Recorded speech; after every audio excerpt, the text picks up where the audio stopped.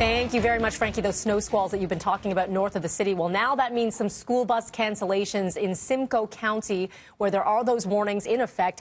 Buses are now canceled in the west and central zones for Simcoe County District School Board and Simcoe-Muskoka Catholic District School Board. So that covers Barrie, Innisfil, Angus, Collingwood, Stayner, Wasaga Beach.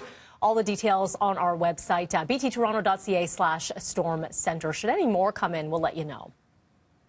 To news now, taxes could be going up more than first proposed as the city tries to tackle transit and affordable housing issues.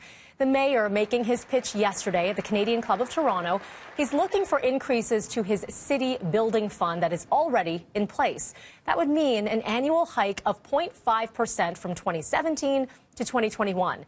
This latest proposal adds an additional 1% in 2020, 2012, and another 2021 rather, and 1.5% in the 4 years after that. That's a cumulative hike of 10.5%, which John Tory says is fair. You can't stand up on the one hand and say to the other governments, we need billions from you to build housing and build transit without doing something yourself. For the immediate future, if the plan gets the green light, taxpayers would be looking at a rate hike of $43 next year. The plan up for discussion when council meets on the 17th of the month.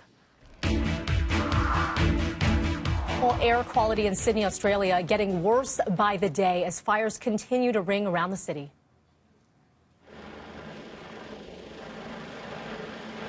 Crews trying to control these bushfires from the skies, but have not had much success. The fires have killed at least 4, are ruining more than 400 homes. The smoke, it started to blanket Sydney, which is home to 5 million people, and that hazardous smoke is expected to last for days. The bushfire season is early this year because of soaring temperatures.